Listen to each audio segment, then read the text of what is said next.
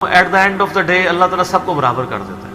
آپ دیکھیں گے کئی لوگ ہیں جن کی زندگی کے اوائل انتہائی دکھ میں گزرے ہیں لیکن پھر پوری زندگی اللہ تعالیٰ نے ان کو سکھی رکھا ہے. کئی ایسے ہیں کہ جو پوری زندگی سکھی رہے لیکن پھر آزمائش ان پہ بڑھاپے کے وقت میں آ گئی ہے، بیماری کی شکل میں، کسی اور شکل میں. اور بعض ایسے ہیں کہ جن کو پوری زندگی غم سے عبارت ہوتی ہے، ایسے لوگ لیکن جب آخرت میں آپ ان کو دیکھیں گے نا موجیں مارتا ہوا. تو مسلم شریف میں حدیث ہے، عبداللہ بن عمر کہتے ہیں نبی علیہ السلام سے میں نے خود سنا تھا کہ میرے غریب صحابہ میرے امیر صحابہ سے 40 سال پہلے چلے جائیں گے. ظاہر ہے قیامت کا دن 50,000 سال کا دن ہے، اس میں 40 سال تو کچھ بھی نہیں ہے. وہ 40 سال پہلے جنت میں چلے جائیں گے، لیکن 40 سال آپ دیکھ لیں کتنے زیادہ ہوتے ہیں. صرف غریب ہونے، اس لیے عبداللہ بن عمر غریب صحابہ کے ساتھ بیٹھا کرتے ہیں کہ یار چلو چنگے دے لڑ لگ جائیے. نانگے پیر نہیں، غریب صحابی درویش لوگ. تو مال فتنہ ہے. اس حوالے سے بخاری مسلم میں حدیث ہے، نبی علیہ السلام نے فرمایا کہ ابن آدم کہتا ہے میرا مال میرا مال میرا مال، حالانکہ تیرا مال تو وہ ہے جو تو نے کھا لیا یا پہن کر بوسیدہ کر لیا یا اللہ کی راہ میں خرچ کر کے آخرت کے لیے ذخیرہ کر لیا، باقی تو تیرے ورثہ کا مال ہے. بخاری مسلم میں حدیث ہے انسان کے 3 دوست ہیں. ایک وہ ہے کہ جو ساتھ جاتا ہے قبر کے اندر، 2 باہر ہی رہ جاتے ہیں. اس کے اعمال قبر میں ساتھ جاتے ہیں، اس کے رشتہ دار اور مال باہر ہی رہ جاتے ہیں. صحیح بات ہے. بخاری مسلم دونوں میں حدیث ہے، نبی علیہ السلام نے فرمایا ابن آدم کے پاس اگر سونے کی 2 وادیاں ہوں تو وہ تمنا کرے گا تیسری بھی آ جائے، اس کا پیٹ صرف قبر کی مٹی بھرے گی.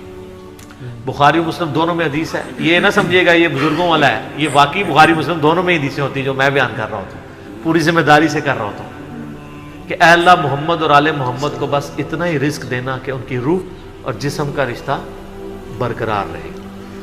بخاری اور مسلم دونوں میں حدیث ہے. اما عائشہ کہتی ہیں کہ نبی علیہ السلام کی وفات تک ہماری حالت تھی، بعض اوقات 1 مہینہ، بعض اوقات 2، بعض اوقات 3 مہینے تک ہمارے گھر میں چولہا نہیں جلتا تھا. 2 کالی چیزوں پہ، کھجور اور پانی پہ گزارا ہوتا تھا، وہ بھی کوئی ٹنو ٹن نہیں، 2 کھجوریں صبح 2 شام اور 1 میٹھا پانی کا پیالہ صبح اور 1 شام. حالانکہ خیبر کے بعد وسعت مل گئی تھی، نبی علیہ السلام نے فقط اڈاپٹ کیا ہوتا. بخاری مسلم دونوں میں حدیث ہے جب نبی علیہ السلام نے ایلا کیا تھا 1 مہینے کے لیے اپنی بیویوں سے ناراض ہو کے چھت پہ شفٹ ہو گئے تھے، جو حضرت عمر ان کو ملنے گئے تھے، آپ کے جسم مبارک پہ چٹائی کے نشان تھے، تو حضرت عمر رو پڑے، یا رسول اللہ کیسر و کسرا تو دنیا کے مزے لوٹ رہے ہیں اور آپ اللہ کے رسول ہو کے یہ حالت آپ کی. آپ فرمایا کہ اے عمر کیا تم اس بات پہ راضی نہیں ہو کہ کیسر و کسرا دنیا کے مزے لوٹے اور ہم آخرت کی سعادت؟ اے عمر کیا دنیا کی حقیقت ابھی بھی تجھ پہ نہیں کھلی؟ سر نبی علیہ السلام سے اتنے سخت جملے جس عمر نے سنے ہوئے تھے نا، وہی عمر اس قابل تھا کہ اس کے دور میں رومن اور پرشین امپائر گرتی اور 1 ٹکا آرام کا کسی کو نہ کھانے دیتا، ٹنڈ کے رکھا ہوا تھا. حضرت عمر کے بعد کیا ہوا ہے؟ مینجمنٹ کمزور ہو گئی ہے، وظیفوں پہ لوگ لگ گئے، تھیندے تھیندے ٹھیک ہے. اسی لیے کہا جاتا ہے ابو بکر اور عمر کی خلافتیں خلافت محفوظہ ہیں اور عثمان و علی کی خلافتیں مفتونہ ہیں. اس لیے نہیں کہ وہ خلفاء برے تھے، اس لیے کہ اس میں فتنے کا دور تھا، وہ اسپیشل پروٹیکشن. بخاری مسلم میں حدیث ہے میری امت اور فتنوں کے درمیان دروازہ عمر ہے، جب یہ دروازہ توڑ دیا جائے گا فتنے شروع ہو جائیں گے. وہ فتنے کیا شروع ہوئے؟ دنیا کی محبت. جو بخاری میں حدیث نہیں ہے، وہ جو نبی علیہ السلام جب ہجرت کر رہے تھے تو حضرت ابوبکر رضی اللہ تعالیٰ عنہ آپ کے ساتھ تھے، تو ایک شخص جو کافروں کی طرف سے 100 اونٹ انعام رکھا گیا تھا تو وہ پیچھا کرتے. ابن جوشم، کیا نام تھا اس کا؟ سوراقہ ابن مالک ابن جوشم. وہ پیچھے آیا، اس کا گھوڑا دھس گیا، 2-3 بار ہوا، اس کو یقین ہو گیا. اس نے کہا میں آپ کی کوئی مدد کر سکتا ہوں تو بتائیں. تو حضرت ابوبکر نے کہا کہ بس ادھر کی طرف نہ کسی کو آنے دینا ہمارا پیچھا کرنے کے لیے. تو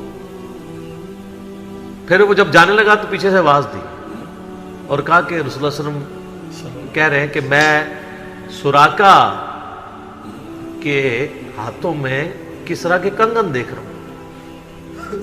تو وہ بڑا مسکرایا، وہ کہنے لگا کسرا دنیا کی سپر پاور اور اس کا جو بادشاہ جو لباس پہنتا ہے اتنا مہنگا، وہ میرے اوپر دیکھ رہے ہیں. اور دل میں شاید اس نے یہ بھی سوچا ہو کہ اپنی حالت یہ ہے کہ جان بچا کے 2 بندے چوری چھپے مدینہ جا رہے ہیں اور ہمیں یہ بشارہ سنا رہے ہیں. تو نبی علیہ السلام کو یہ پتہ بھی تھا کہ امت کے لیے خزانے کھلیں گے, تب بھی آپ نے فقر اختیار کیا تاکہ امت پیچھے سے مال پانی نے شروع کر دے, کیونکہ ترمذی کی حدیث سے ہر امت کا کوئی نہ کوئی فتنہ ہے, میری امت کا فتنہ مال ہے, سیدھی سی بات ہے. اور پھر حضرت عمر کے دور میں پھر کسرا کا جب لباس آیا تو کہا سراقہ کدھر ہے, پہنایا اور کہا چل کے بتاؤ, جب چلے تو پھر کہا لا دے. اس نے کہا میں مالک, ان کا نہیں, نبی علیہ السلام نے صرف اس کا کہا تھا یہ مسلمانوں کا مال ہے, بیت المال میں جمع ہوگا, تو ملکیت نہیں اس کی حاصل کر سکتا, یہ ایونلی ڈسٹریبیوٹ ہوگا. تو سر, اور اس کے بعد پھر حضرت عمر رو پڑے, یہ سارا انہوں نے فلمایا عمر سیریز کے اندر. تو صاحب نے کہا آپ کیوں رو رہے ہیں؟ انہوں نے کہا کہ رسول اللہ مجھ سے بڑھ کر اللہ کو عزیز تھے, لیکن ان کی زندگی فقر میں گزری, اللہ نے یہ خزانے ان کو نہیں دیے. اور حضرت ابوبکر مجھ سے بڑھ کر اللہ کو عزیز تھے, ان کے دور میں یہ نہیں آئے. اس آزمائش میں اللہ نے مجھے ڈالا ہے اور میں ڈرتا ہوں کہ میرا کیا بنے گا. اسی لیے بخاری مسلم میں آتا ہے نا, جب ان کو زخم لگا اور لوگ نا امید ہو گئے تو پھر لوگ آ کے ان کی فائنل زیارت کر رہے تھے, کیونکہ کھاتے پیتے تھے تو وہ میدا کٹا ہوا تھا, نکل جاتا تھا. اسی حالت میں بخاری میں آتا ہے ایک نوجوان آیا, اس کا تہمت ٹخنوں سے نیچے لٹک رہا تھا. جب وہ جان لگا تو بیماری کی حالت میں حضرت عمر کہہ رہے ہیں لڑکے اس کو تہمت کو ٹخنوں سے اونچا کر, اس سے تیرے کپڑے بھی پاک رہیں گے اور یہ سنت بھی ہے. یہاں ہم لوگوں کو کہتے ہیں شلواریں یار نیچے روبڑ رہی ہیں.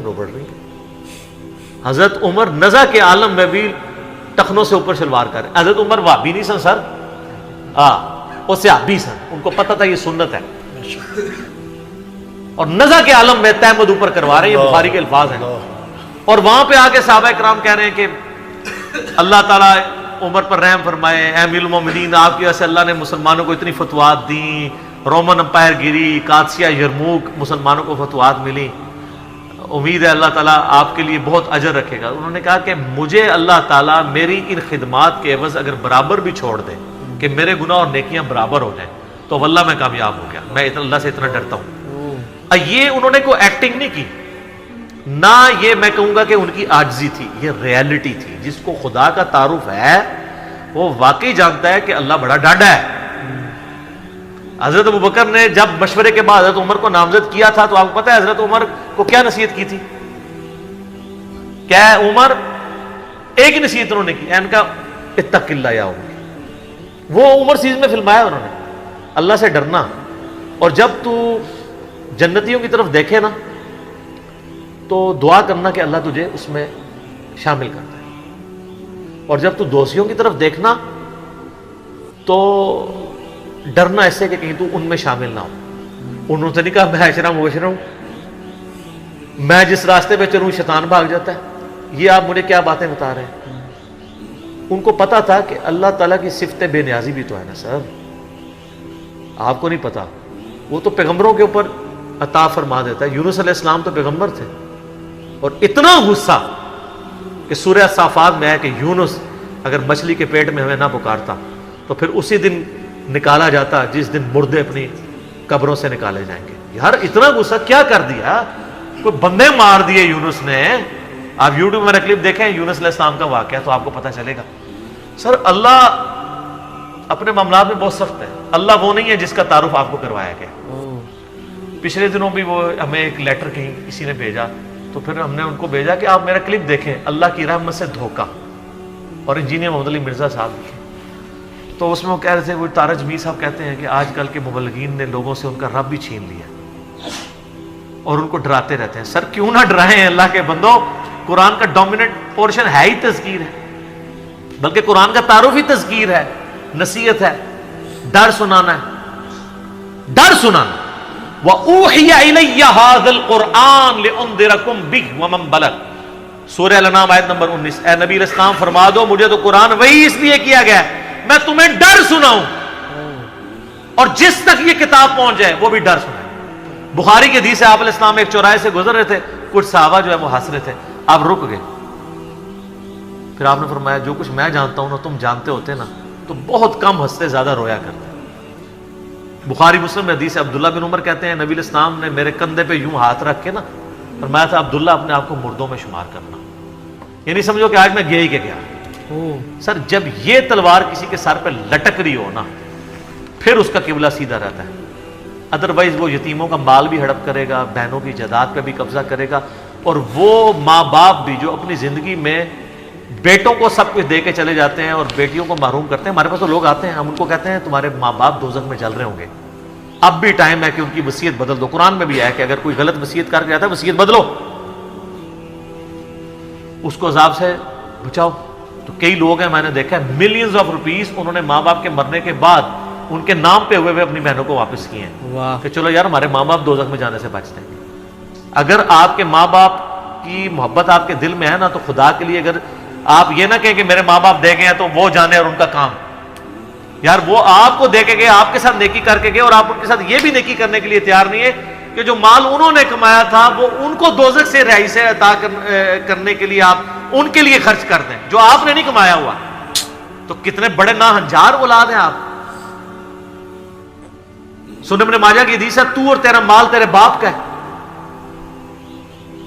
بہت بڑی بات ہے۔ ماں باپ بغیر اجازت کے بھی اپنے اولاد کے مال میں سے لے سکتے ہیں، یہ ذہن میں رکھیے گا، بڑا حق ہے۔ اور آپ لوگ یہ کام کر رہے ہیں، اور جو ماں باپ کر رہے ہیں خدا کے لیے ان کے پاؤں پکڑنے پڑتے ہیں، پاؤں پکڑے ان کو کہیں کہ خدا کے لیے بہنوں کو اس طرح نہ کیا کریں۔ او جی ان کو وہ جناب وہ جیز دے دیا تھا، وہ جیز تو زندگی میں دیا، وہ گفٹ ہے،